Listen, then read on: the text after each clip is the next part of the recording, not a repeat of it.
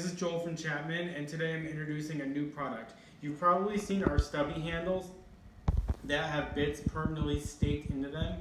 We sell them for $1 a piece on our website. And today I'm introducing a new type of stubby handle.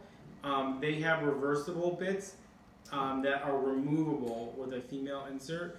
They come in two sizes. This one with the right handle is Phillips 1, and then 3/16 slotted are part number 25. And the other size in the blue handle is Phillips 2, and 1/4 inch slotted are part number 17. These new tools are super useful to carry in your car, on your belt, wherever it is the four most common screw sizes, and they're just really handy to have on you for when someone needs a screwdriver. It's important to note, however, that these reversible bits only fit into the handles provided with them. So for example, you can't take this reversible bit and put it in our regular ratchet.